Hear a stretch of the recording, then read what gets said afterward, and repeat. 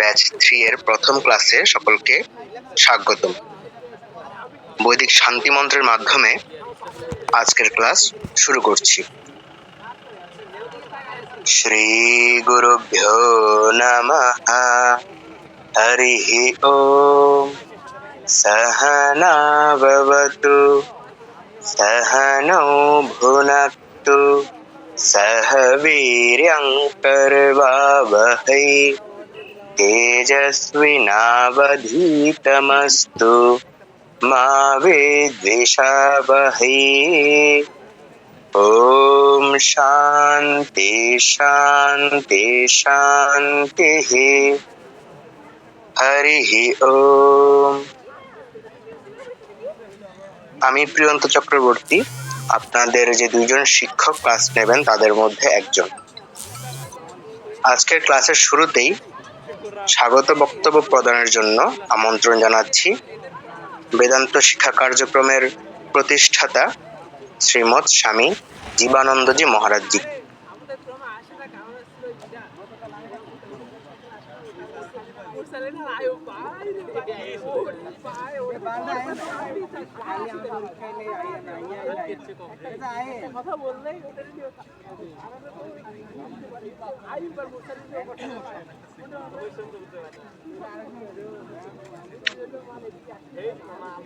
নমস্কার সকলকে। বেদান্ত শিক্ষা কার্যক্রম কর্তৃক আয়োজিত শুদ্ধ উচ্চারণে শ্রীমদ্ ভগবদ গীতা পাঠ প্রশিক্ষণের আজকের এই শুভক্ষণে, আজকের এই উদ্বোধনী দিনে উপস্থিত আছেন বেদান্ত শিক্ষা কার্যক্রমের সহ সম্পাদক শ্রীমান প্রিয়ন্ত চক্রবর্তী, এবং আজকের এই গীতা পাঠ প্রশিক্ষণ কোর্সের একজন যোগ্য শিক্ষক। দীর্ঘ প্রায় 4 বছর ধরে সংস্কৃতের পাঠদান করে আসছেন। আরো উপস্থিত থাকার কথা আমাদের অপর শিক্ষিকা কল্যাণিয়া প্রসারী ভট্টাচার্য সৃষ্টি, সেও বেদান্ত শিক্ষা কার্যক্রমের সহ সম্পাদিকা। বেদান্ত শিক্ষা কার্যক্রম অনলাইন মাধ্যমে একটা সনাতন ধর্মীয় শাস্ত্র সমূহের শিক্ষার একটি প্ল্যাটফর্ম। দীর্ঘ প্রায় 5 বছর ধরে এটা মানুষকে সেবা দিয়ে আসছে। একদল শিক্ষিত যুবক যুবতীদের সমন্বয়ে এবং তাদের নিষ্ঠা এবং স্বেচ্ছাসেবকতায় এটা চলে আসছে। আপনারা যারা বেদান্ত শিক্ষা কার্যক্রমের উপর ভরসা রেখে এখানে বিভিন্ন কোর্স করছেন এবং আজকেও শ্রীমদ্ ভগবদ গীতা পাঠ প্রশিক্ষণ কোর্সে যুক্ত হয়েছেন, বেদান্ত শিক্ষা কার্যক্রমের পক্ষ থেকে সকলকে আন্তরিক প্রীতি শুভেচ্ছা এবং সুস্বাগতম জানাই। আসলে যে কোনো বিদ্যা শিখতে গেলেই একটু ধৈর্য, নিষ্ঠা এবং অধ্যবসায়ের প্রয়োজন, এবং দীর্ঘ অধ্যবসায়ের প্রয়োজন। দেখা যায় ক্লাসে টিচার বক্তৃতা করে গেলেন, কোনো পাঠ পড়িয়ে গেলেন, ক্লাসের ভিতরে দেখা গেল যে অল্প কিছু সংখ্যক ছাত্র টিচার বলার সাথে সাথে বুঝে নিল, তাকে আর দ্বিতীয়বার শুনতে হয় না। আরো কিছু অধিক সংখ্যক ছাত্র, তাদেরকে আরো 2-1 বার বলতে হয়। এটা কেন হয় বলুন তো? মেধা বেশি নাকি ওদের মাথায় মগজ বেশি আছে? এটার অন্যতম প্রধান কারণ হচ্ছে মনোযোগ। যখন আপনি খুব মনোযোগী হবেন যে কোনো কাজে, সে যদি হয় বিদ্যা শিক্ষা, আর যদি হয় সংস্কৃত শিক্ষা, তারপরে যদি হয় শাস্ত্র শিক্ষা, তাহলে আপনাকে আরো ততোধিক মনোযোগী হতে হবে। যদি মনোযোগী হন, একদম চুম্বকের মতো আপনি সেটাকে ধারণ করতে পারবেন। শিক্ষকের মুখ থেকে বের হবে, আপনার কর্ণকুহরে প্রবেশ করবে এবং মস্তিষ্ক এবং অন্তরে গ্রথিত হয়ে থাকবে।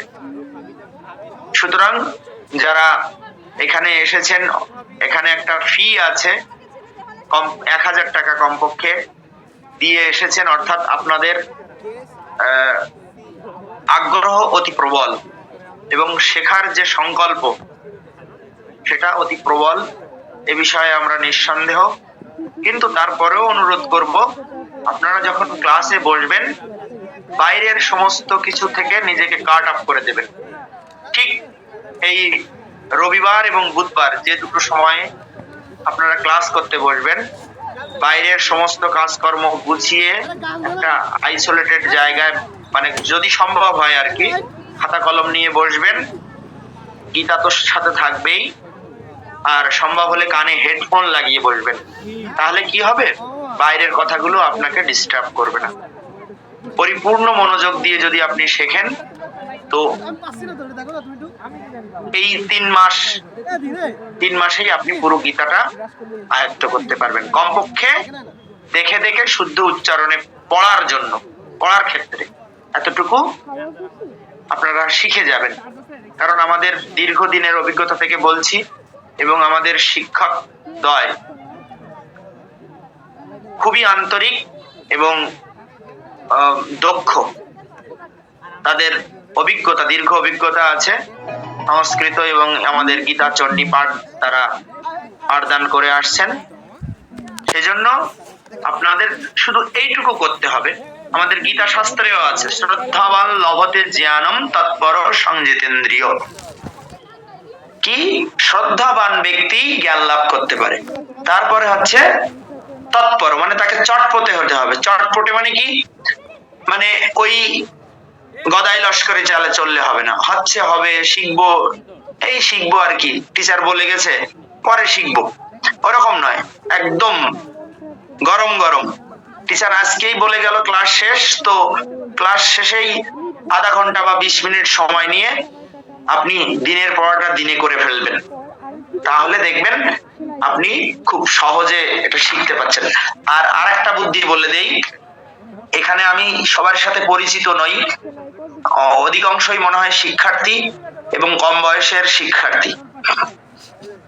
যাই হোক, আরেকটা বুদ্ধি হচ্ছে, আপনি যা শিখেছেন সেটা কাউকে শোনান। হয় আপনার সন্তানকে, যারা শিক্ষার্থী আছেন তারা পিতামাতাকে, অথবা সহপাঠীকে বা অন্যান্য আত্মীয় স্বজনদেরকে। তাহলে দেখবেন আপনি যখন যে জিনিসটা যতটুকু শিখেছেন ততটুকুই অন্যকে বলুন। তাহলে দেখবেন আপনি আরো দ্রুত ওই জিনিসটা আত্মস্থ করতে পারছেন। শ্রদ্ধাবান হতে হবে। শ্রদ্ধা মানে কি, গুরু, এবং আমাদের শাস্ত্রে বলছে গুরু বেদান্ত বাক্যে সুবিশ্বাস শ্রদ্ধা। তো এখানে বেদান্তের আলোচনা খুব বেশি হবে না।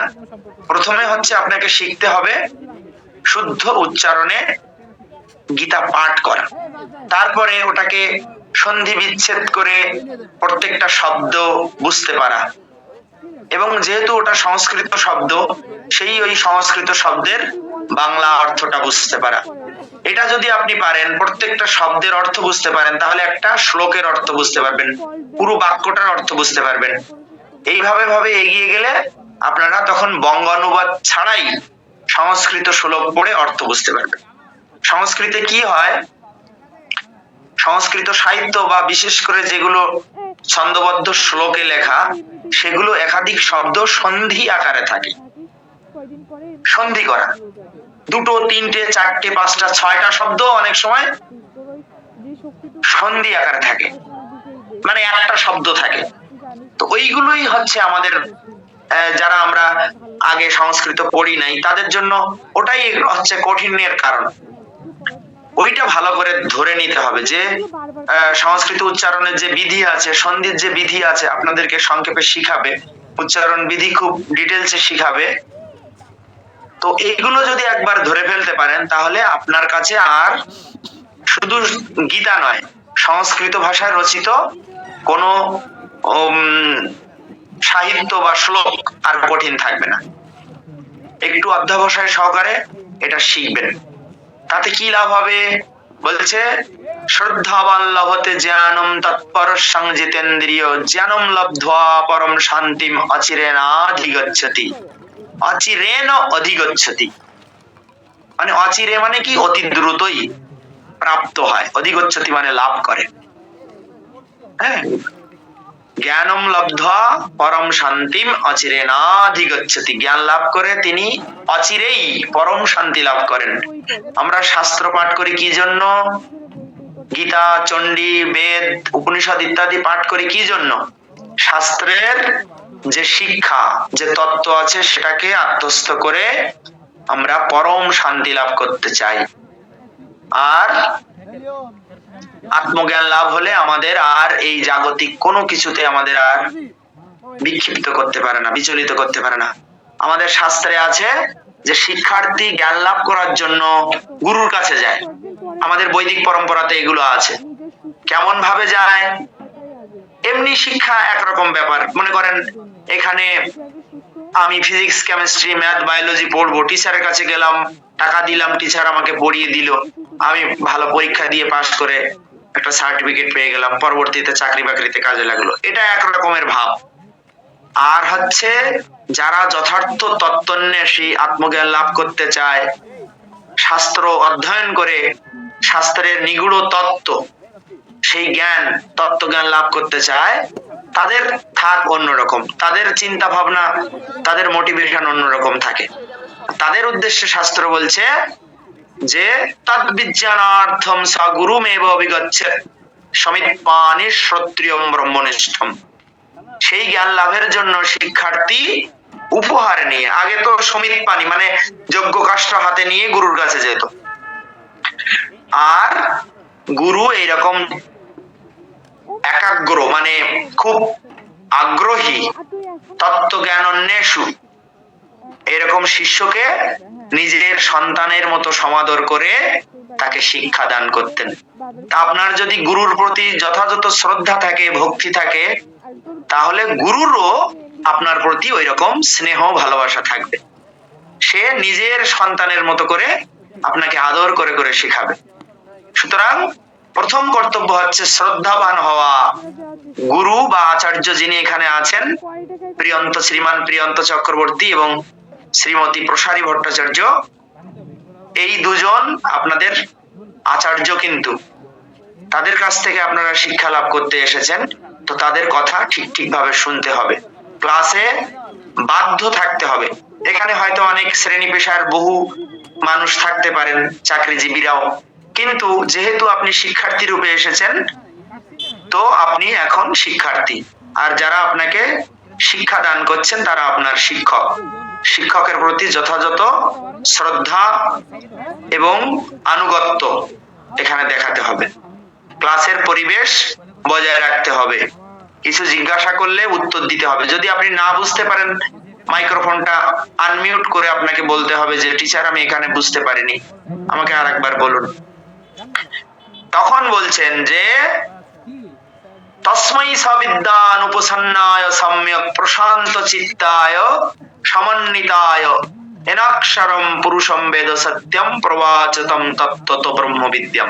এখানে ব্রহ্মবিদ্যার কথা বলা হয়েছে। আমাদের বেদান্ত সারে থেকে উদ্ধৃতি করে আমি বলছি, এখানে বেদান্ত ব্রহ্মবিদ্যার কথা বলছে। বলছে সেই আগ্রহী মানে মুমুক্ষু ব্রহ্মচারী বা শিক্ষার্থীর মানে যথাযথ তার শিক্ষা লাভের যে মুমুক্ষুতা, সেটা উপলব্ধি করে শিক্ষক তাকে তার গুরু পরম্পরা থেকে যেভাবে শিখে এসেছেন সেইভাবে শিক্ষাদান করবেন। হ্যাঁ, তস্मै সবিদ্যান উপসন্নায় সম্যক। সম্যক কথাটা কিন্তু খুব ইম্পর্টেন্ট। হ্যাঁ, যথাযথ শ্রদ্ধা সহকারে যদি গুরুর কাছে আসে, তস্मै সবিদ্যান উপসন্নায় সম্যক প্রশান্ত চিত্ত। আপনাকে প্রশান্ত চিত্ত হতে হবে, অন্যদিকে মনোযোগ থাকলে হবে না। যতক্ষণ আপনি ক্লাসে থাকবেন ততক্ষণ ফুল কনসেন্ট্রেশন থাকবে, ঠিক আছে? সমন্বিতায় এনাক্ষরম পুরুষম বেদ।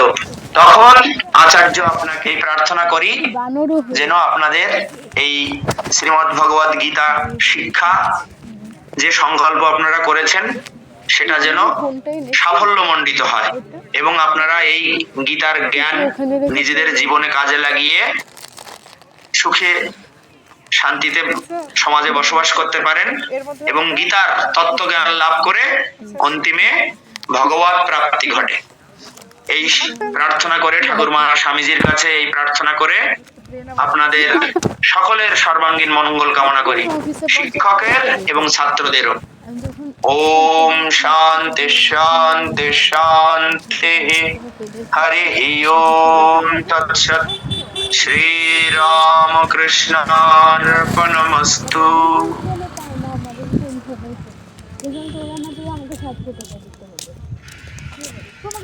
ধন্যবাদ মহারাজকে স্বাগত বক্তব্য প্রদানের জন্য।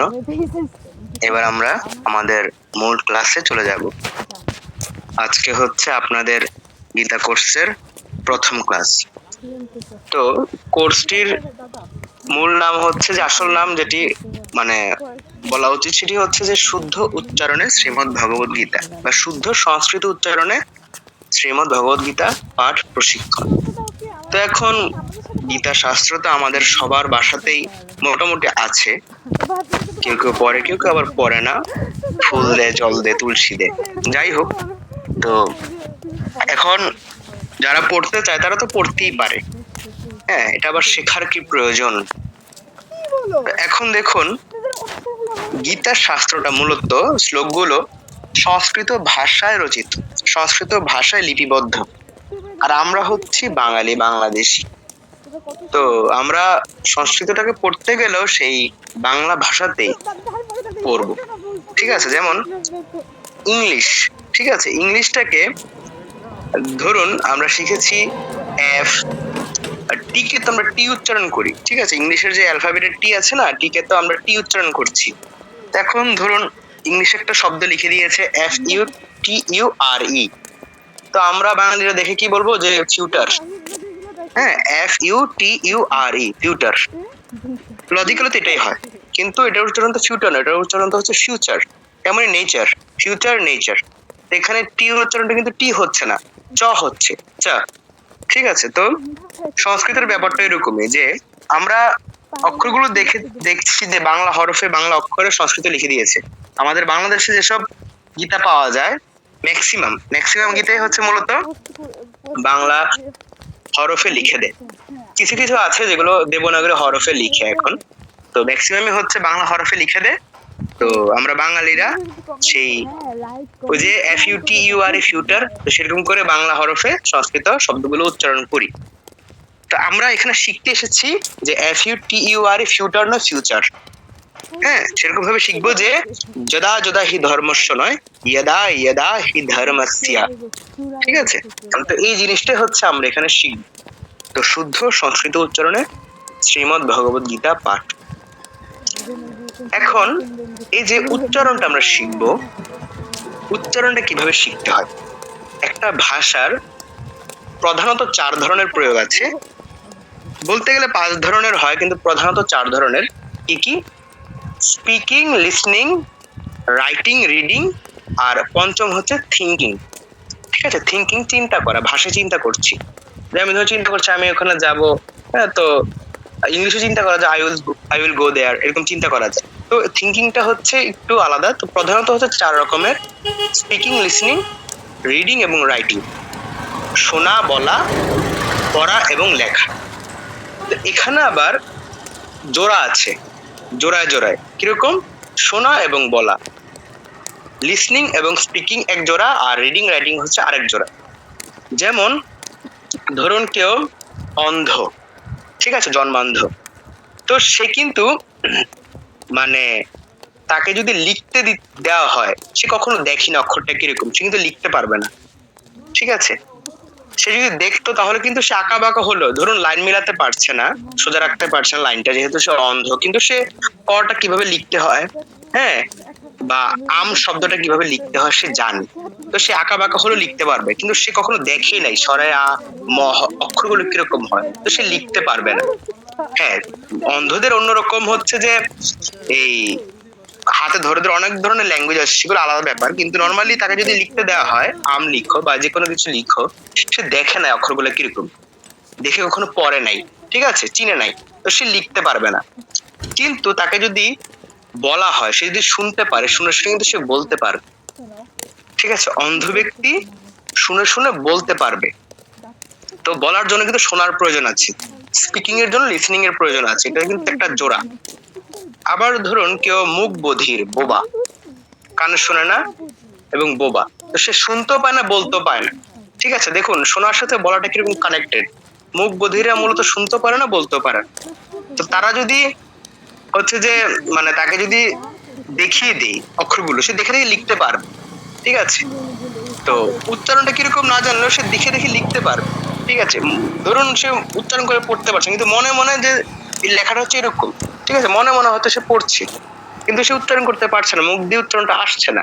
ঠিক আছে, তো সে কিন্তু দেখছে, সে লিখছে, দেখে দেখে মোটামুটি পড়ছে, মনে মনেই পড়ছে সে, এবং লিখতে পারছে। রাইটিং, রিডিং এবং রাইটিং। তো রিডিং রাইটিং হচ্ছে জোড়া, আর লিসনিং এবং স্পিকিং হচ্ছে আরেকটা জোড়া।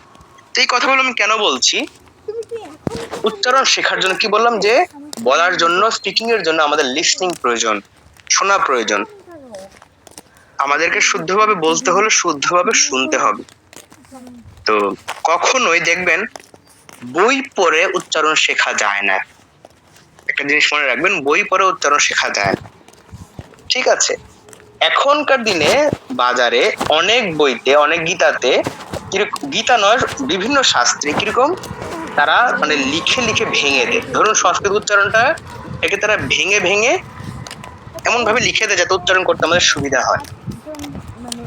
ঠিক আছে, এটার উপকারের দিক যে একদমই নেই সেটা বলবো না, আছে, কিন্তু ঝামেলা আছে অনেক। কিরকম ঝামেলা এটা পরে বলছি। তো আগে আরো কথা বলি, যে ধরুন আমাদের বেদ, বেদ যে প্রধান ধর্মগ্রন্থ, সেই বেদের আরেক নাম হচ্ছে শ্রুতি, অপর নাম হচ্ছে শ্রুতি। কেন শ্রুতি? সেটা শুনেই মনে রাখা হতো বলে শ্রুতি নাম হয়েছে। আদিম যুগে, মানে বৈদিক যুগে আর কি, বৈদিক যুগে সেই ঋষিরা, গুরুরা বেদ মন্ত্র জোরে জোরে উচ্চারণ করত, তাদের সামনে, এই গুরুর সামনে গুরুর শিষ্যগণ বসে থাকতো, তো শিষ্যরা শুনতো। ধরুন গুরু উচ্চারণ করছে ওম ত্র্যম্বকাই যজামহে, শিষ্যরা সাথে সাথে শুনে শুনে বলছে ওম ত্র্যম্বকাই যজামহে। গুরু আবার বলছে সুগন্ধিম পুষ্টিবর্ধনম, শিষ্যরা আবার শুনে শুনে বলছে সুগন্ধিম পুষ্টিবর্ধনম। তো এরকম করে গুরু বারবার উচ্চারণ করছেন, শিষ্য বারবার শুনে শুনে উচ্চারণ করছে। তো এই শুনেই কিন্তু শিষ্যরা উচ্চারণ করতো, রিপিট করতো, শুনে শুনে তারা হুবহু উচ্চারণের চেষ্টা করতো, কপি করতো। ঠিক আছে, শুনে শুনে কপি করতে করতে করতে শিষ্যদেরও উচ্চারণ একদম পারফেক্টলি তারা উচ্চারণ করতে পারতো এবং মুখস্থ হয়ে যেত। তো শুনেই বৈদিক মন্ত্র শেখা হতো, এই জন্য বেদের অপর নাম শ্রুতি। তো এরপর অনেক পরে এগুলো লিপিবদ্ধ হয়েছে। তো এখানে তাহলে কি বুঝলাম, যে আমাদের যদি শুদ্ধটা উচ্চারণ করতে হয়, আমাদেরকে শুদ্ধটা শুনতে হবে, শুদ্ধটা শুনে এটাকে হুবহু কপি করার চেষ্টা করতে হবে। তো আপনাদের পুরোটা কোর্স জুড়ে এই বেসিক জিনিসটা আপনাদেরকে ফলো করতে হবে, যে আমি যেটা শুনছি, আমরা দুজন শিক্ষক যেটা পাঠ করব হুবহু কপি করার চেষ্টা করবেন, তবে আপনার শুদ্ধটা শিখতে পারবেন। এখন এখানে আরেকটা সমস্যা হয় কি, সবচেয়ে কমন যে সমস্যাটা এবং সবচেয়ে বড় সমস্যা, সেটা হচ্ছে আমরা অভ্যাসের দাস। মানুষ অভ্যাসের দাস। মানুষ কি করে, ধরুন মানে তাকে একটা কাজ দেওয়া হলো, তো সেটা নতুন ভাবে করতে দেওয়া হলো, কিন্তু সে এতদিন ধরে যেভাবে করে আসে সে সেভাবেই সেটা করবে। ঠিক আছে, ধরুন যে একজন মানুষ, বিভিন্ন জায়গায় দেখেছি কি, যে ডাল আগে খায় তরকারি পরে খায়। বাংলাদেশে বিভিন্ন অঞ্চলে ডাল আগে খায় তরকারি পরে খায়, আবার বিভিন্ন জায়গায় তরকারি আগে খায় ডাল পরে খায়। ঠিক আছে, তো মানে এরকম জিনিস ফেস করেছি। তো যে অঞ্চলে ডাল আগে খায়, এখন তরকারি আগে খাওয়া লোক যদি ডাল আগে খাওয়া অঞ্চলে যায়, সে কিন্তু তরকারিটা আগে খাবে, তার অভ্যাস সেটা। ঠিক আছে, তো মানুষ হচ্ছে অভ্যাসের দাস।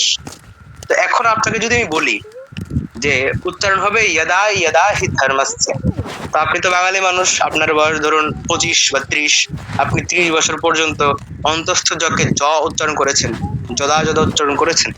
আমি বললাম ইয়াদা ইয়াদা, আপনি বলবেন, আপনার জিহ্বা বলবে যে না রে ভাই, আমার অভ্যাস হচ্ছে যদা যদা উচ্চারণ করা, আমি সেটাই করবো, আমার সেটাই ভালো লাগে। ইয়াদা ইয়াদা করতে আমার কেমন যেন লাগছে, অস্বস্তি লাগছে, আমি সেটা করবো না। না, এটা করলে হবে না, এবং এটাই হচ্ছে মূল সমস্যা। মানে যতই শেখানো হোক যে সংস্কৃত উচ্চারণটা এরকম, আপনাদের মন চাইবে যে না আগেরটাই করি। মন, জিভ বা মুখের যত বাকযন্ত্র আছে সবকিছু বলবে যে না রে ভাই, নতুনটা করতে অনেক কষ্ট হচ্ছে, আগেরটাই সুবিধাজনক, আগেরটাই স্বাচ্ছন্দ্য বোধ হয়, আগেরটাই কর। আপনি যদি সেই জিহ্বার কথা শুনেন, মুখের কথা শুনেন, বাকযন্ত্রের কথা শুনেন, আপনি কিন্তু সংস্কৃত উচ্চারণ শিখতে পারবেন না। আপনাকে কষ্ট করে হলেও নতুনটা চেষ্টা করতে হবে। একদিন নয়, দুদিন নয়, দিনের পর দিন চেষ্টা করে যেতে হবে, তবেই দেখবেন যে আপনার শিখতে আপনি পেরেছেন এবং আস্তে আস্তে শিখে গেছে। এবং এই জিনিসটা দেখুন, আমি দেখেছি এতদিন ধরে ক্লাস করাতে করাতে এতগুলো ব্যাচ আমরা করেছি, গীতারে এখন 3য় ব্যাচ চলছে, চণ্ডীর আমাদের 3টা ব্যাচ শেষ হয়ে গেছে, সংস্কৃতের মনে হয় কত 11তম না 12তম ব্যাচ গতকাল শুরু হয়েছে। তো একটা জিনিস দেখেছি কি, যে কেউ কেউ আছে এরকম স্টুডেন্ট আমরা পেয়েছি, একবার শুনে সে শুদ্ধভাবে করতে পেরেছে উচ্চারণ। আবার কেউ কেউ আছে যে দিনের পর দিন, মাসের পর মাস যাচ্ছে কিন্তু সে পারছে না।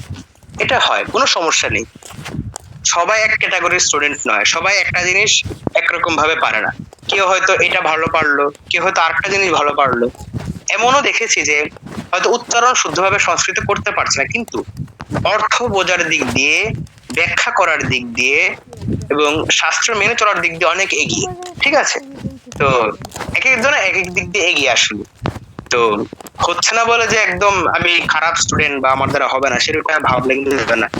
যার যতটুকু হয় ততটুকুই চেষ্টা করবে। কেউ হয়তো একদম শুদ্ধভাবে সকল কিছু পেরে যাচ্ছে, কেউ হয়তো 50% কেউ হয়তো 30% পারছে। যে যতটুকু পারেন ততটুকুই শুদ্ধ হোক। শত শুদ্ধ আমরা পারবো না, কারণ আমরা বাঙালি, আমরা ভারতের জন্য সেই একদম কুলীন বৈদিক পরিবারের কেউ নই। ঠিক আছে? তো আমরা বাঙালি, আমাদের নতুন করে এটা শিখতে হবে। তো সবাই সমানভাবে শতভাগ পারফেক্টলি শিখতে পারবেন না, এটাই স্বাভাবিক। যতটুকু হয় ততটুকুই আমরা শিখবো, তবে আসল জিনিস হচ্ছে চেষ্টা করে যেতে হবে। এবং কিভাবে চেষ্টা করতে হবে? যেটা শুনবো, যেটা শুনবেন সেটাই হুবহু কপি করার চেষ্টা করবেন, একটু কষ্ট করবেন, জিহ্বা না চাইলেও জোর করবেন একটু, তাহলেই হয়ে যাবে। ঠিক আছে? আর জুম মিটিং এর নিয়ম হচ্ছে 40 মিনিট পরে বের করে দেয়, 40 মিনিট পরে যদি বের করে দেয় আবার সেম লিংকে আপনারা জয়েন করবেন। ঠিক আছে? ক্লাস মোটামুটি 1 ঘন্টার মতো হবে, 1 ঘন্টার কম বেশি হয় আমাদের ক্লাসগুলো। তো 40 মিনিট পরে বের করে দিলে অলরেডি 30 মিনিট হয়ে গেছে, আপনারা আবার জয়েন করবেন। আচ্ছা, তো আপনাদেরকে হচ্ছে একটা পিডিএফ আমরা দিয়েছি হোয়াটসঅ্যাপ গ্রুপে, সেটা সকলে ওপেন করুন। পিডিএফটা সকলে ওপেন করুন।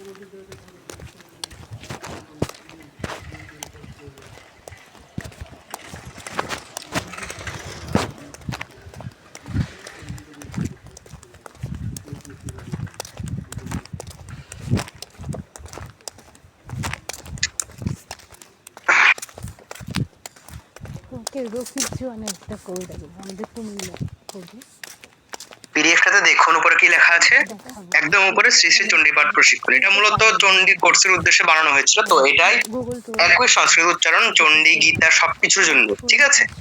তো মূল বিষয়টা হচ্ছে সংস্কৃত উচ্চারণ। দ্বিতীয় পেজ বলা যায় সকলে, দ্বিতীয় পেজ বলতে পেজ নাম্বার 1 আর কি। পেজ নাম্বার 1 দেখুন, কোন এক লেখা আছে স্বরবর্ণ। ঠিক আছে? সকলে খুলতে পেরেছেন তো? চ্যাট বক্সে জানান, যদি কেউ খুলতে না পারেন বা না বুঝতে পারেন তাহলে চ্যাট বক্সে লিখে জানান। এই জুমে দেখুন একটা চ্যাট অপশন আছে।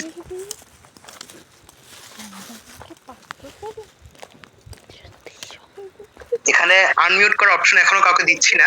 আমাদের ক্লাসগুলো মূলত এরকম ভাবে হয়ে থাকে যে আমরা যতক্ষণ শিক্ষকরা বলবো ততক্ষণ মিউট করা থাকে, তারপরে আমরা হ্যান্ড রেজ করার অপশন দেই যে কারো কোনো প্রশ্ন থাকলে হ্যান্ড রেজ করুন, বা চ্যাট বক্সে অনেকে লিখেন, তো লিখেও প্রশ্ন করতে পারেন, তখন আমরা বলে দিই। কারণ যদি সকলকে একসাথে আনমিউট করার অপশন দেই, এরকম মানে অনেকেই দেখা যায় যে আনমিউট অবস্থাতেই ক্লাস করেন এবং খুব নয়েজ হয়, তখন ক্লাসটা ঠিকমতো পরিচালনা করা যায় না। সে কারণে আমরা এই ব্যবস্থা করেছি যে ক্লাস চলাকালীন সময় কাউকে আনমিউট করতে দেওয়া হয় না, একটা নির্দিষ্ট সময় সেটা দেওয়া হয়।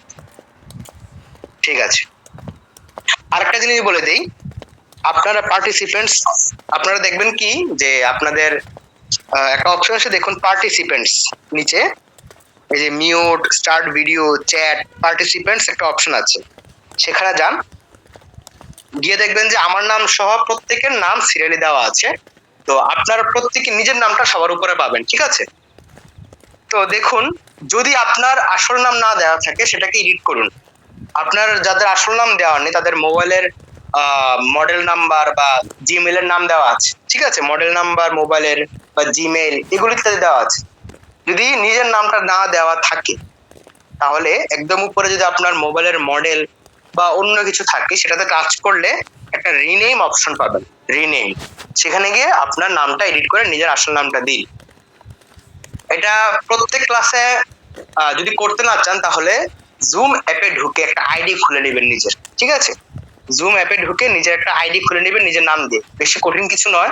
ওই গুগল অ্যাকাউন্ট যেভাবে খুলতে হয়, ফেসবুক অ্যাকাউন্ট যেভাবে খুলতে হয়, একদম ইজি। জাস্ট নাম দিবেন, আর মনে হয় জন্ম সালটা চাইবে, আর ছবি চাইতে পারে, ছবি না দিলেও চলবে, ঠিক আছে? শুধু নিজের আসল নামটা দিবেন, তাহলে প্রত্যেক ক্লাসে এরকম করতে হবে না, ঠিক আছে? আর এখন ওই রিনেম করে নিজের আসল নামটা দিয়ে দিন। সবাই মিলে যাওয়ার জন্য। যেমন একজন ওপো A16 আছেন, রেডমি 9KTS আছেন, তারপরে হচ্ছে হ্যাঁ এরকমই আর কেউ আছে কি না? না, আর কেউ নেই। এই দুজনের এরকম সমস্যা আছে, আপনারা ঠিক করে নিন।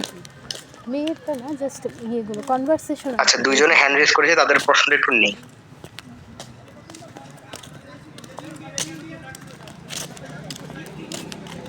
মনীষা ধর, আপনাকে আনমিউট করার অপশন দেওয়া হয়েছে, আপনি আনমিউট করে বলুন যে প্রশ্ন।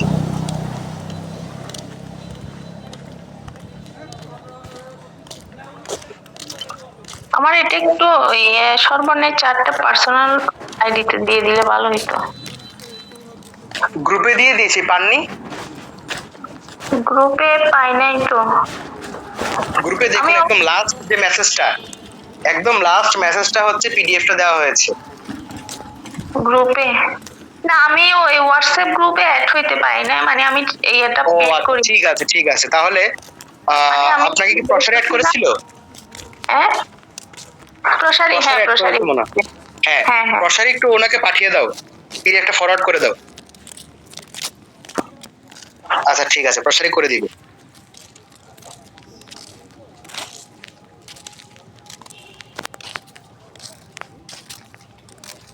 রঞ্জিতা, আপনার প্রশ্নটা বলুন।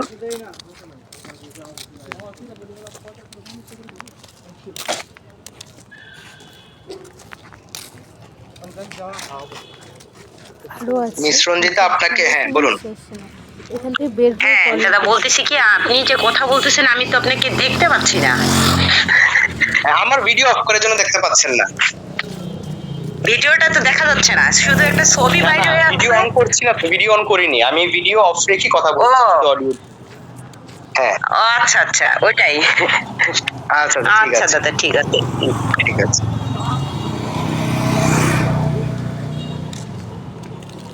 হ্যাঁ, রেডমি 9KTS, আপনাকে আনমিউট করার অপশন দেওয়া হয়েছে, বলুন। গভীর তথ্য।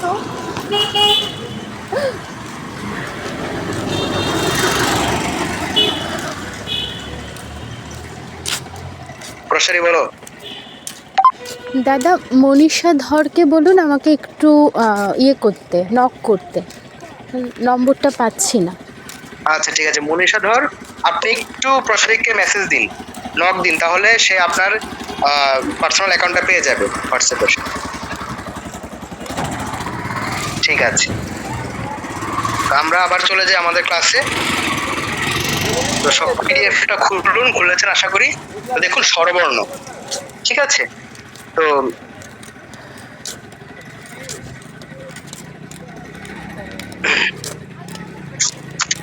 কি লেখা আছে? স্বরবর্ণ 13টি। বাংলায় আমরা জানি স্বরবর্ণ 11টি, সংস্কৃতে দেখতে পাচ্ছি স্বরবর্ণ 13টি। মূলত সংস্কৃত ভাষায়, আগে কিছু বেসিক ব্যাপার বলি। সংস্কৃত ভাষার নিজস্ব কোনো হরফ নেই। হরফ মানে হচ্ছে বর্ণ, যেগুলোতে আমরা লিখি আর কি। তো সংস্কৃত ভাষার নিজস্ব কোনো হরফ বা বর্ণ নেই। যেগুলো আমরা দেখতে পাই সেগুলো হচ্ছে দেবনাগরী হরফ, যেগুলোকে আমরা সংস্কৃত ভাষা বলে বা ভাষার হরফ বলে চিনি। সেগুলো হচ্ছে দেবনাগরী হরফ, এবং সেগুলো সংস্কৃত ভাষার নিজস্ব কোনো হরফ নয়, ঠিক আছে। সংস্কৃত ভাষাকে আপনি দেবনাগরী হরফ দিয়েও লিখতে পারেন, বাংলা হরফেও লিখতে পারেন, তারপরে ইংলিশ হরফেও লেখা যায়, সিস্টেম আছে, ঠিক আছে। তো আমরা মূলত আমাদের দেশে বাংলা হরফে সংস্কৃত শ্লোক পেয়ে থাকি। তাছাড়া কিছু কিছু গ্রন্থ আছে যেগুলোতে দেবনাগরী হরফ ব্যবহার করা হয়।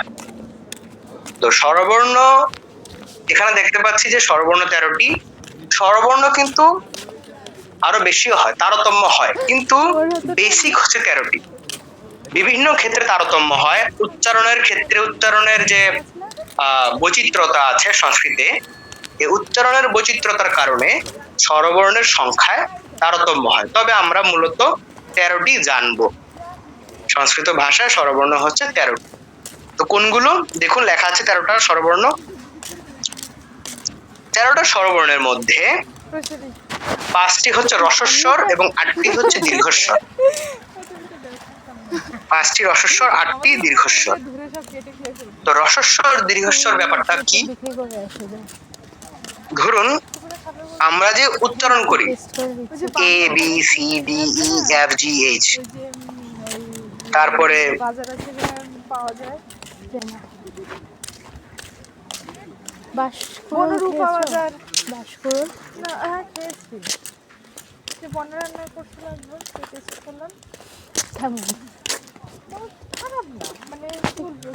কপি কপি টাইপ করতে হবে।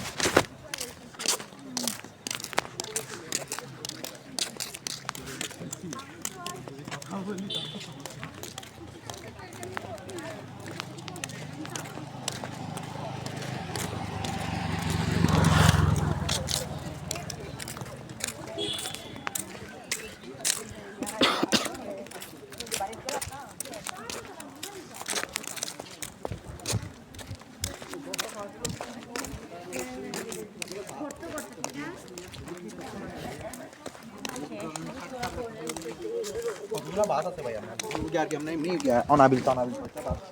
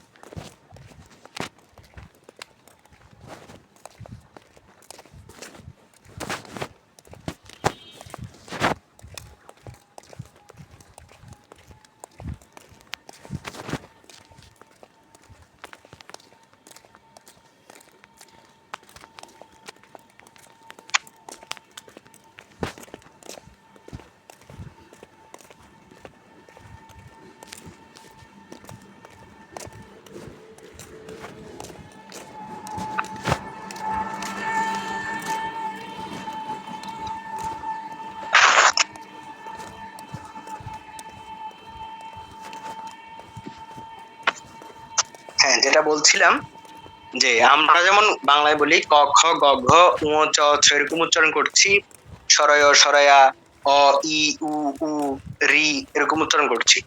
তো এগুলো হচ্ছে রসস্বর। এগুলোকে সংস্কৃত ভাষায় রসস্বর বা মানে মানে একদম বেসিক যে উচ্চারণ সেই কাতারে ফেলা হয়েছে। ব্যতিক্রম জিনিসটা হচ্ছে দীর্ঘস্বর। 8টি দীর্ঘস্বর আছে। দেখুন একটা জিনিস কি, বাংলায়ও কিন্তু হ্রস্ব দীর্ঘস্বর আছে, কিন্তু আমরা সেটা বাংলা ভাষা উচ্চারণ করি না। যেমন সরয়, সরয়া, হ্রস্ব ই দীর্ঘ ই, হ্রস্ব ই দীর্ঘ ই। বাংলায় কিন্তু নাম হচ্ছে আলাদা, হ্রস্ব ই এবং দীর্ঘ ই। কি নাম? হ্রস্ব ই দুইটা আছে, একটা হচ্ছে হ্রস্ব ই, হ্রস্ব মানে হচ্ছে ছোট, একটা হচ্ছে দীর্ঘ ই, দীর্ঘ মানে হচ্ছে লম্বা বা বড়। কিন্তু এই যে নাম যে হ্রস্ব ই দীর্ঘ ই, তফাৎটা কোথায়? শুধুই নামেই তফাৎ, উচ্চারণে তো কোনো তফাৎ দেখি না। লিখতে গিয়ে একটু তফাৎ আছে, দেখতে দুইটা দুই রকম, কিন্তু উচ্চারণে তো কোনো তফাৎ দেখি না। সংস্কৃত ভাষাতেই উচ্চারণের তফাৎটা আছে।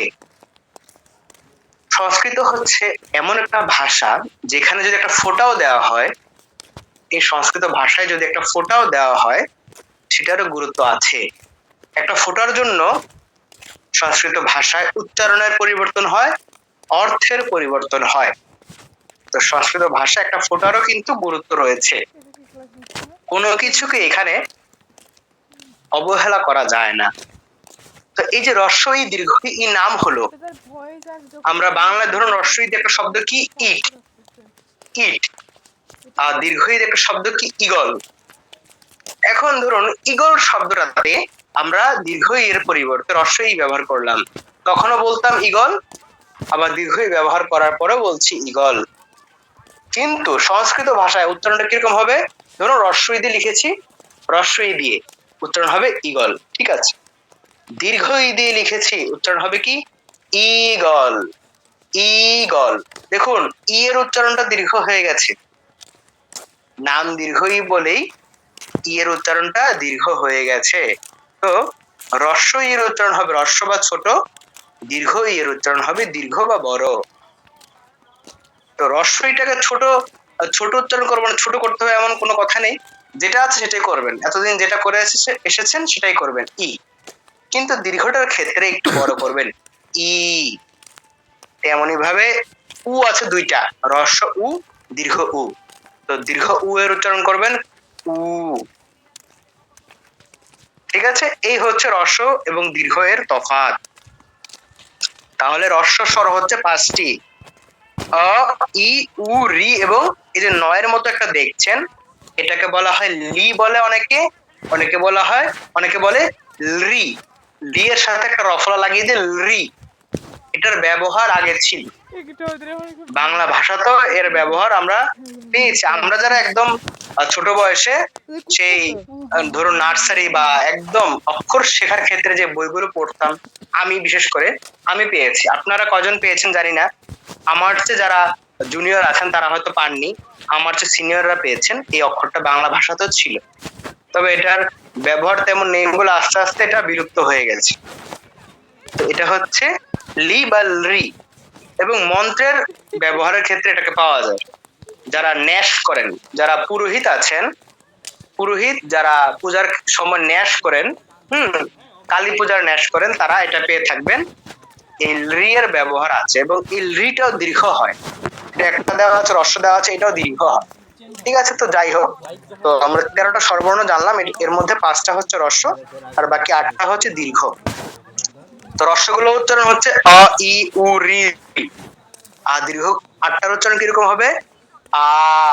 দীর্ঘ উচ্চারণ খেয়াল করবেন, ই, উ, রি, এ, ঐ, ও, ঔ, এরকম উচ্চারণ। এরপরে দেখুন লাল অক্ষর দিয়ে একটা লেখা আছে অ এর উচ্চারণ। দেখুন কি অদ্ভুত ব্যাপার, অ এর উচ্চারণ এখন আমরা শিখব। একদম বেসিক, একদম প্রাথমিক যে অক্ষরটা আমরা ছোটকাল থেকে শিখেছি, একদম প্রাথমিক স্বরয়, এটার উচ্চারণ শিখবো। কি শিখবো দেখুন, আপনারা যারা হিন্দি শুনে বুঝতে পারেন বা বলতে পারেন, বিশেষ করে যারা বলতে পারেন তারা এটা ইজিলি পারবেন। হিন্দি ভাষা মূলত আমরা উচ্চারণ করি কি অ। ধরুন একটা শব্দ হচ্ছে অজগর, অতে অজগর আমরা শিখেছি অ, অতে অজগর। হিন্দিতে কি বলবে? অজগর বলবে না, অজগর, অজগর এরকম বলবে। সংস্কৃতটা হচ্ছে এই হিন্দির মতো অজগর। ঠিক আছে, আমরা বাংলায় বলি অজগর, হিন্দিতে বলবে অজগর, সংস্কৃত হচ্ছে এই হিন্দির মতো অজগর, এরকম উচ্চারণ করতে হবে। আ, অ নয় আ। ঠিক আছে, যেমন আরেকটা উদাহরণ দেই, বাংলায় বলি আমরা এখন। ঠিক আছে, এখন ধরুন একটা বাক্য যদি বলি যে এখন সংস্কৃত পড়ছি, এটাকে হিন্দিতে কি বলে? अभी हम संस्कृतम व संस्कृत पढ़ रहे हैं। কক্সবাজারের জল লেবু নাকি? আমি যে নতুন একটা ময়শ্চারাইজার ইউজ করতেছি তাই কোনটা করছি? লাইট হচ্ছে না। কিন্তু ওটা আমি অয়েলই নাকি। তোমার স্ক্রিন কিন্তু তোমার স্ক্রিন ব্রাইট না? যাই না, আমার ডিসপ্লে তো অয়েলই। এটা অয়েল। আমি বলতে বলছি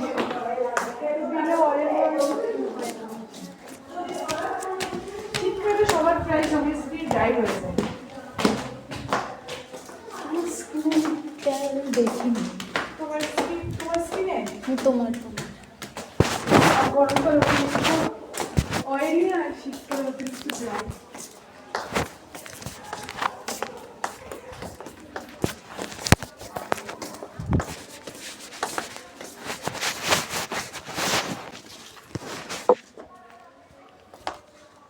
এরপর হচ্ছে দেখুন পরবর্তী পৃষ্ঠা, পৃষ্ঠা নং 2, ব্যঞ্জন বর্ণ 35টি।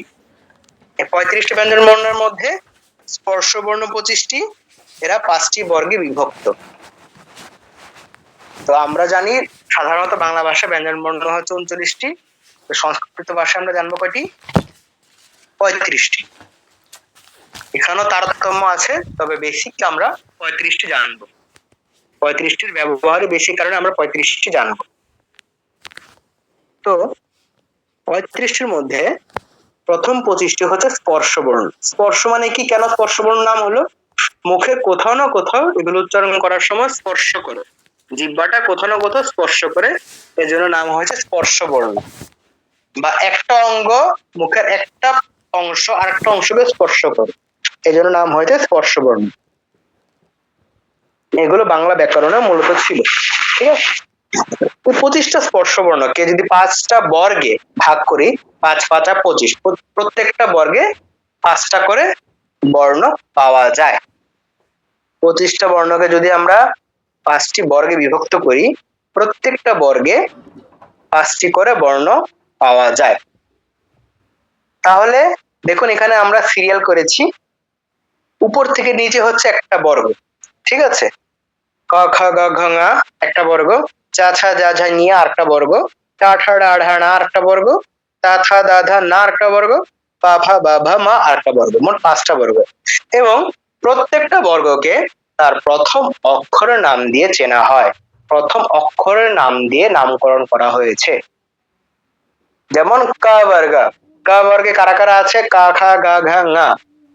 দ্বিতীয় বর্গটা হচ্ছে চ বর্গ, চ বর্গে কারা কারা আছে? চা ছা যা ঝা নিয়া। তৃতীয়টা হচ্ছে টা বর্গ, টা বর্গে কারা কারা আছে? টা ঠা ডা ঢা না। চতুর্থটা হচ্ছে তা বর্গ, তা বর্গে কারা কারা আছে? তা থা দা ধা না। পঞ্চমটা হচ্ছে পা বর্গ, পা বর্গে কারা কারা আছে? পা ফা বা ভা মা। এই হচ্ছে 5টা বর্গ, প্রথম অক্ষরের নাম দিয়ে এদের নামকরণ করা হয়েছে। এখন খেয়াল করুন, আমি যে অক্ষরগুলো লিখেছি, প্রত্যেকটা অক্ষরের নিচে একটা করে হসন্ত দেওয়া আছে। এটাকে হসন্ত বলে, সংস্কৃতে আবার এটাকে হলন্ত বলে। হলন্ত। হলন্ত কেন বলে নামটা? ব্যঞ্জন বর্ণের আরেক নাম হচ্ছে হল। সংস্কৃত ভাষায় ব্যঞ্জন বর্ণের আরেক নাম হচ্ছে হল।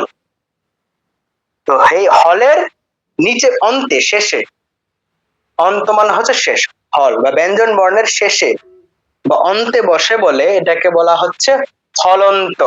দেখুন প্রত্যেকটা ব্যঞ্জনের শেষে নিচের দিকে এগুলো এই হলন্তটা বা হসন্তটা দেওয়া আছে। ঠিক আছে? তো ব্যঞ্জন বর্ণের নিচে হলন্ত বা হসন্ত দেওয়া আছে। এই যে হসন্ত যুক্ত যে রূপটা, এটাই হচ্ছে ব্যঞ্জন বর্ণের আসল রূপ। আমরা ব্যঞ্জন বর্ণের সংজ্ঞা কি জানি? যে বর্ণ স্বরবর্ণের সাহায্য নিয়ে উচ্চারিত হয় তাকে বলা হয় ব্যঞ্জন বর্ণ। স্বরবর্ণের সাহায্য নিয়ে উচ্চারিত হয় তাকে বলা হয় ব্যঞ্জন বর্ণ। মানে কি? স্বরবর্ণের সাহায্য ছাড়া উচ্চারিত হতে পারে না। অর্থাৎ এই যে ক ক খ গ আমি লিখেছি, এগুলো নিজে নিজে কখনো উচ্চারিত হতে পারবে না। এগুলোর সাথে আমাকে স্বরবর্ণ যুক্ত করতে হবে, একটা করে অ যুক্ত করতে হবে, তবেই হবে কা। দেখুন একটা অ আছে, কা আ, ক যোগ আ, কা। এটা আপনি পরের পৃষ্ঠা যান, পৃষ্ঠা নং 3-এ যান, দেখুন কি লেখা আছে একদম উপরে, ক হসন্ত যোগ অ সমান কা, খ হসন্ত যোগ অ সমান খ। তার মানে এই মূল রূপের সাথে ব্যঞ্জন বর্ণের যে মূল রূপ, সেটার সাথে একটা করে অ যুক্ত হয়েছে, তবে আমরা এই স্বরবর্ণ যুক্ত ব্যঞ্জন বর্ণগুলোকে উচ্চারণ করতে পারছি।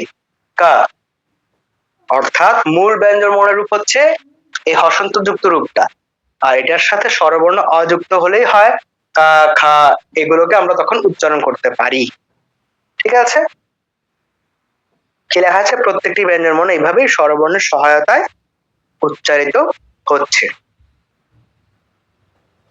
তো আমরা আজকে কি জানলাম? স্বরবর্ণ হচ্ছে 13টি, এর মধ্যে হ্রস্ব 5টি, দীর্ঘ 8টি, এবং এই দীর্ঘগুলোকে দীর্ঘ করে উচ্চারণ করতে হবে।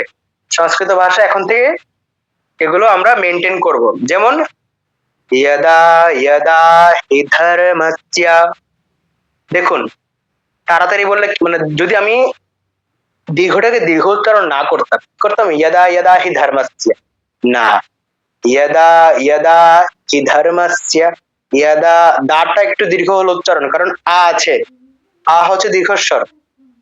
ইয়দা ইয়দা হি ধর্মস্য গ্লানির্ভবতি ভারত, গ্লানির গ্লা, আটা দীর্ঘ, গ্লানির্ভবতি ভারত, ভাটা দীর্ঘ। ঠিক আছে? এভাবে আমরা শ্লোকগুলো পাঠ করব। ইয়দা ইয়দা হি ধর্মস্য গ্লানির্ভবতি ভারত, ভা গ্লা ইয়দা। তারপরে ধর্মক্ষেত্রে কুরুক্ষেত্রে সমবেতায়োৎসবঃ, ধর্মক্ষেত্রে, ক্ষেত্রে একার, এটা দীর্ঘ, এর জন্য দীর্ঘ উচ্চারণ হয়েছে। ধর্মক্ষেত্রে কুরুক্ষেত্রে সমবেতায়োৎসবঃ, মামকাঃ, মা দীর্ঘ, মাম, মটা দীর্ঘ হয়নি কারণ মটা হ্রস্ব, ত মামকাঃ পাণ্ডবশ্চৈব কিম কুর্বত সঞ্জয়। ঠিক আছে? বোঝা গেল দীর্ঘ আর হ্রস্ব জিনিসটা কিরকম? তো এগুলো যখন আমরা গীতার মূল শ্লোকে ঢুকবো তখন এগুলোর ব্যবহারটা আরো ভালো করে বুঝতে পারবো। তো এই হচ্ছে দীর্ঘ এবং হ্রস্ব স্বরের পার্থক্য। আর অর উচ্চারণ তো বললাম যে ধর্মা, আমরা বাংলা কি বলতাম? ধর্ম, ধর্ম না, ধর্ম। ধর্মক্ষেত্রে কুরুক্ষেত্রে সম, সম, বাংলায় বলতাম কি সমবেতা, না, সম, সমবেতায়োৎসবঃ। তারপরে কি আছে শ্লোক? এই যে ক্লাইব্যমাস্মা গমঃ পার্থ, গমঃ পার্থ, আমরা বাংলায় বলতাম গমঃ পার্থ, পার্থ নয় পার্থ, থ পার্থ নয় পার্থ। ঠিক আছে? এরকম একটু বাঁক হবে উচ্চারণে। এই হচ্ছে মূল যে একটা সংস্কৃত উচ্চারণ বা হিন্দি উচ্চারণ বাঁক আছে, এটা হচ্ছে হিন্দির সাথে সংস্কৃতের মিল। বাংলার সাথে সংস্কৃত অনেক মিল আছে, হিন্দির সাথে অনেক মিল আছে, মূলত সংস্কৃত ভাষা থেকে কিন্তু এই ভাষাগুলো এসেছে, এই কারণে এত এত মিল আছে।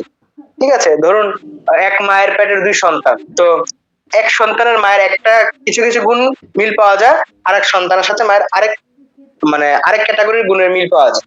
তো এরকমই আর কি, সংস্কৃতের সাথে বাংলার কিছু মিল আছে, হিন্দির কিছু মিল আছে, এই হচ্ছে ব্যাপার।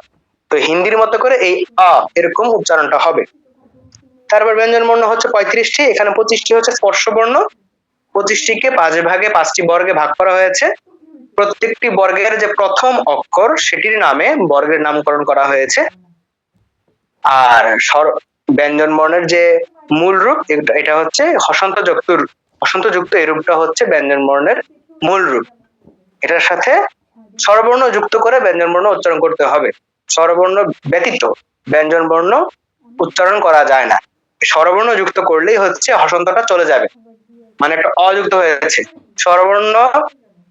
এই স্বরবর্ণ যুক্ত করার জন্য ব্যঞ্জন বর্ণের নিচে যে হসন্তটা, এটা হচ্ছে একটা কানেক্টর, যোগ চিহ্নের মতো কানেক্ট করে, ঠিক আছে। আমরা বাংলা ভাষাতেও এই হসন্তের অনেক ব্যবহার করতাম। কখন করতাম? যখন চাপ দিয়ে কোনো কিছু উচ্চারণ করতাম। ধরুন যে কোন, হ্যাঁ আমরা তো এখন অনেক কমিয়ে দিয়েছি, হসন্তের ব্যবহার কমিয়ে দিয়েছি বললেই চলে, একদম মানে ব্যবহারই করি না, ঠিক আছে। কিন্তু এক্স্যাক্টলি যদি কথ্য ভাষার মতো যেরকম ভাবে বলছি সেরকম যদি ব্যবহার করা হতো, অনেক জায়গায় ব্যবহৃত হতো হসন্ত, ঠিক আছে। যেমন কোন আর কোন কোন জিনিস, আমরা অনেকে বলি, আমরা অনেক সময় বলি না যে কোন কোন জায়গায় যাবে, কোন কোন জায়গায়, ঠিক আছে। আর একটা হচ্ছে যে আমি কোনো জায়গায় যাইনি, কোনো আর হচ্ছে কোন। তো এই কোনো আর কোনে দুটো তফাৎ আছে কি, অনেক ক্ষেত্রে কোনোটাকেও কিন্তু ওকার দেওয়া হয় না, নয়ের মধ্যে কিন্তু ওকার দেওয়া হয় না, নটাকে অনেকে শুধু ন লিখে, ক ওকার দন্তন্য এরকম কোনো লিখে ফেলে। এই কোন ক্ষেত্রে হচ্ছে অযুক্ত আছে, কোনো অযুক্ত আছে। কিন্তু আমরা যখন বলি কোন কোন কোন জায়গায়, কোন এখানে কিন্তু নয়ের সাথে অযুক্ত নেই, হসন্ত থাকার কথা। কিন্তু বাংলা ভাষা আমরা এত কিছু খেয়াল করি না, বাংলা ভাষা আমরা একরকম ভাবে লিখে দিই, উচ্চারণ আলাদা করি, এত কিছু খেয়াল করি না। কিন্তু সংস্কৃত ভাষায় এগুলো আমাদেরকে খেয়াল রাখতে হবে। তো ব্যঞ্জন বর্ণের মূল রূপ হচ্ছে হসন্ত যুক্ত রূপটা, এর সাথে অযুক্ত করলে হসন্তটা থাকবে না, তখন ব্যঞ্জন বর্ণকে আমরা উচ্চারণ করতে পারবো, ঠিক আছে। তো আজকের ক্লাস এতটুকু, ঠিক আছে। এইটা শেষ করতে হয়তো আরো এক দুইটা ক্লাস লাগবে, এরপরে আমরা মূল গীতার মধ্যে ঢুকে যাব। তো এই হচ্ছে মূলত বেসিক সংস্কৃত উচ্চারণের ক্লাস। তো এগুলো এক দুইটা ক্লাসে আমাদের একদম মুখস্থ হয়ে যাবে এমনটা নয়, এটা হচ্ছে বেসিক বলে দেওয়া। সারাটা কোর্স জুড়েই এগুলোর এই ব্যাপারগুলো বারবার আসবে, তখন এগুলো প্র্যাকটিস হবে। মূল শ্লোক পাঠ করার সময় এগুলো আমাদের প্র্যাকটিস হবে, ব্যবহারিক প্রয়োগটা হবে, তখন আমরা এগুলো একদম আয়ত্ত করতে পারবো, ঠিক আছে। তো আজকের ক্লাস মূলত এরকমই। কারো কোনো জিজ্ঞাসা থাকলে আপনারা হ্যান্ড রেজ করতে পারেন, হ্যান্ড রেজের একটা অপশন আছে, সেখানে হ্যান্ড রেজ করতে পারেন।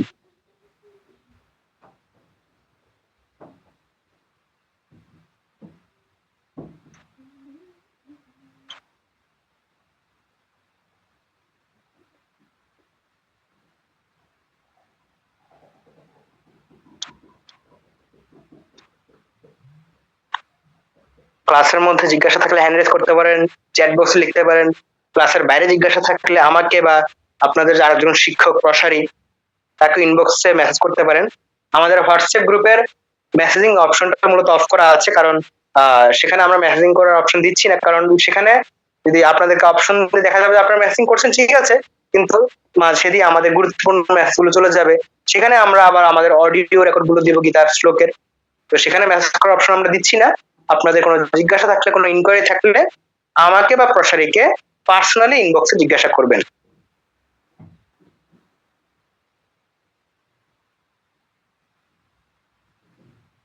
তমা, হ্যাঁ বলুন, কি প্রশ্ন আপনার?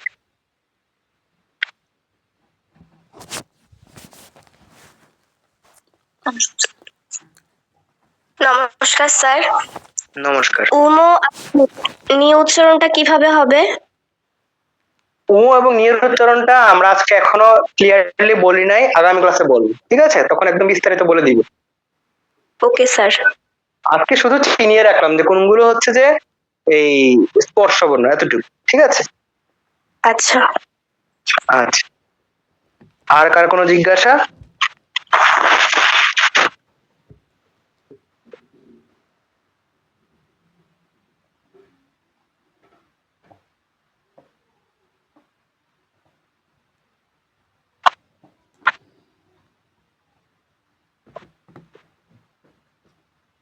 বিমল চক্রবর্তী, বলুন।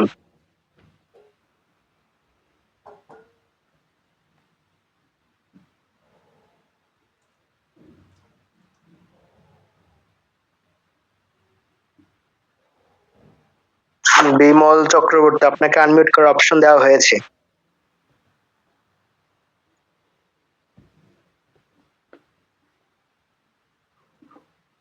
প্রশিক্ষণের জন্য কি আলাদা করে কোনো গীতা নিতে হবে? হ্যাঁ, গীতা গীতা মূলত আমি ছবি দিয়ে দিব।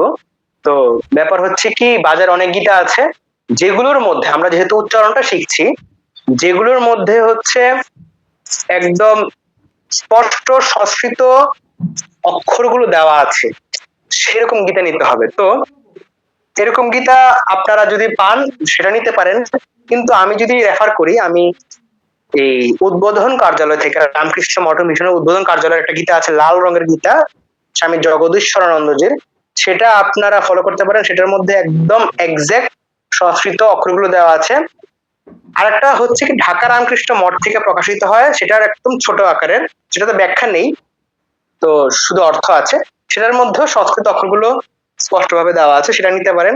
সেটার দাম মনে হয় 60 টাকা কি 70 টাকা নিবে, হয়তো এখন একটু বাড়তেও পারে, আমি ঠিক জানি না, অনেক আগে নিয়েছিলাম।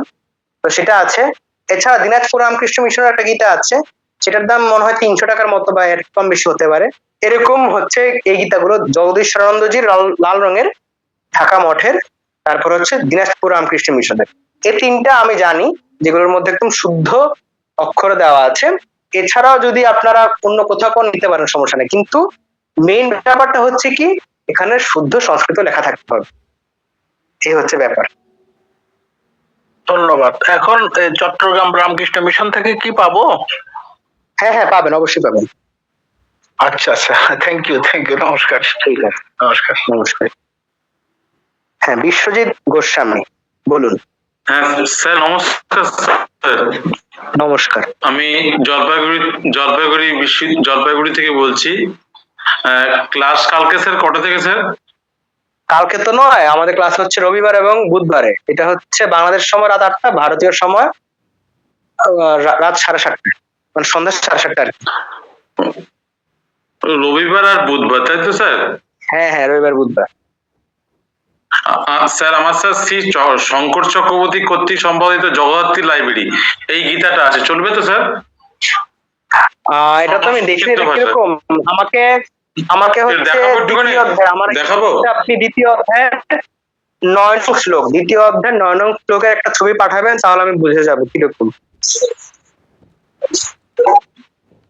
ঠিক আছে, বলছি স্যার।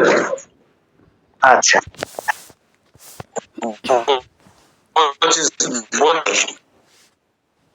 দ্বিতীয় না না, ছবি এখন বললে বোঝা যাবে, আপনাকে ছবি পাঠাতে হবে, ঠিক আছে? আচ্ছা, গ্রুপে পাঠিয়ে দেবো, গ্রুপে পাঠিয়ে দেবো।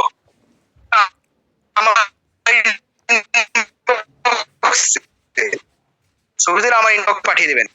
আচ্ছা স্যার। তারপরে হচ্ছে প্রশ্নের নাম্বার পেয়ে যাবেন। আনহা রয়,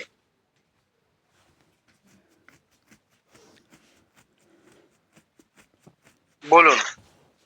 নমস্কার। নমস্কার।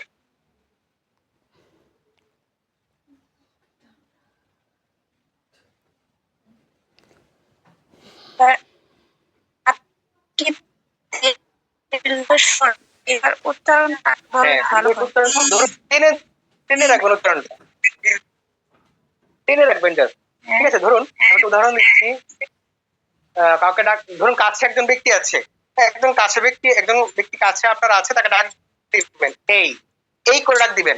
তো সে আছে দূরে, তো তাকে দূর থেকে ডাক দিবেন, এই এই যে এরকম করে ডাক দিচ্ছেন। তো এই যে টান দিয়ে ধরে রাখছেন না, এই সেম জিনিসটা, দীর্ঘস্বর হচ্ছে একটু টান দিয়ে একটু বড় করা উচ্চারণটা, আবার টান দেওয়া মানে চিৎকার করা নয়, ঠিক আছে?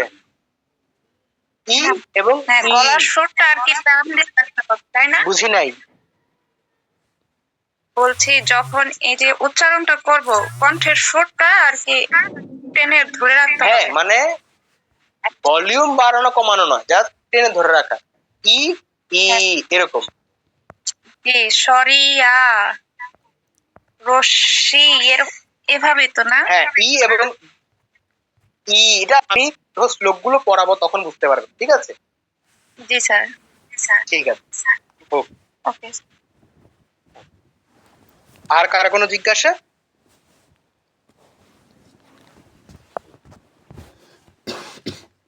ঠিক আছে, আর কারো কোনো জিজ্ঞাসা নেই। আমরা আমাদের সপ্তাহে 2টা ক্লাস হবে, রবিবার এবং বুধবার। যেহেতু কোর্সে ভর্তি হয়েছি, কষ্ট করে 2টা ক্লাসে জয়েন করব এবং ক্লাসগুলো মনোযোগ দিয়ে করব। যে বাড়ির কাজগুলো দেওয়া হবে বা হচ্ছে যে শ্লোকগুলো ক্লাসের পরে দেওয়া হবে সেগুলো প্র্যাকটিস করব, তাহলে দেখবেন যে আপনারা শিখে যাবেন, ঠিক আছে? কারো কারো ক্ষেত্রে কষ্ট হবে, কারো কারো ক্ষেত্রে সহজ হবে। তো কষ্ট হচ্ছে বলে যে ছেড়ে দিতে হবে তেমনটা নয়, কারণ কোনো কিছু অর্জন করতে হলে একটু কষ্ট করতেই হয়। অনেকের ক্ষেত্রে দেখবেন যে খুব ইজি, যে খুব ইজিলি পেরে যাচ্ছে। আপনারা দেখবেন যে কি রে, আমি তো পারছি না, সে এত সহজে কিভাবে পারছে। হ্যাঁ, তো সহজে যদি সে, ধরুন সেই কাজটা সহজে করতে পারছে, আপনি পারছেন না, আবার এমন অনেক কাজ আছে আপনি পারবেন সহজে করতে, সে পারবে না। তো এরকমটাই হয়, সকল কাজ আমাদের জন্য সহজ হয় না। কিছু কিছু কাজ কঠিন হয়, কিন্তু কঠিন হয় বলে যে আমরা এগুলো করবো না বা ছেড়ে দিব তেমনটা কিন্তু না।